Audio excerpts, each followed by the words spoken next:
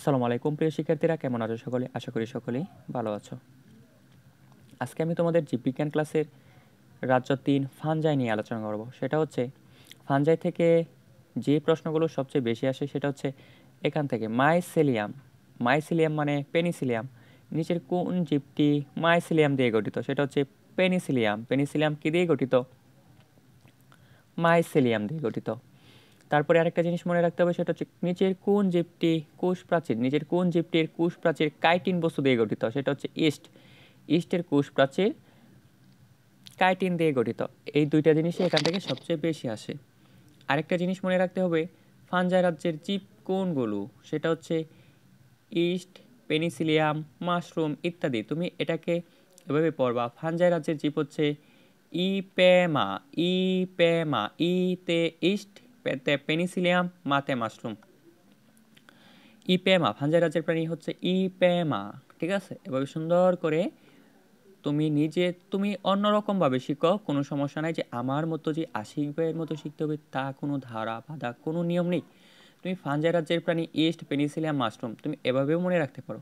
কিন্তু সবচেয়ে মানে যত গোলপাক না খাইয়ে যাও সেই জন্য আমি এভাবে পড়াই যে ফানজাই মানে ইপেমা, ফানজাই রাজ্যের প্রাণী ইপেমা। ইপেমা ইপেমা দেখো, প্রতিষ্ঠা রাজ্যের প্রাণী হচ্ছে অ্যাডাম। প্রতিষ্ঠা রাজ্যের প্রাণী হচ্ছে অ্যাডাম, এভাবে পড়ি। ঠিক আছে, ওকে। তারপরে দেখো প্লান্টি। প্লান্টি হচ্ছে রাজ্য ৪। রাজ্য ৪ প্লান্টি। এরা প্রকৃত নিউক্লিয়াস যুক্ত সালোক সংশ্লেষণকারী উদ্ভিদ। ঠিক আছে, এদের দেহে উন্নত টিস্যুতন্ত্র বিদ্যমান।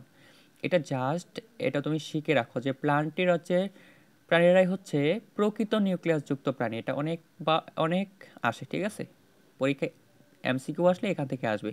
এখান থেকে কখনো সৃজনশীল আসে মেবি খুবই কম পরিমাণে। ঠিক আছে,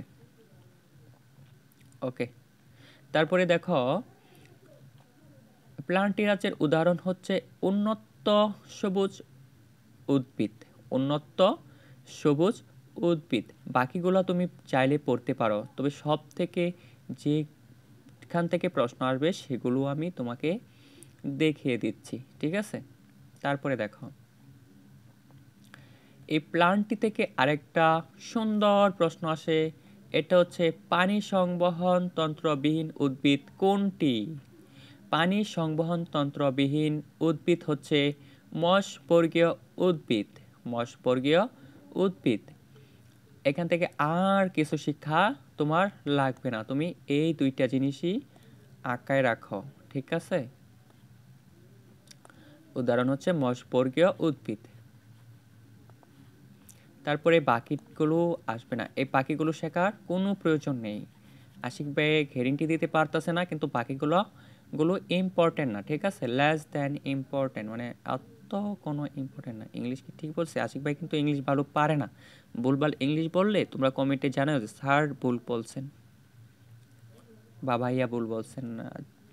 তোমরা একটা জিনিস প্রায় বলো যে আমি আপনাকে স্যার বলবো না ভাইয়া বলবো।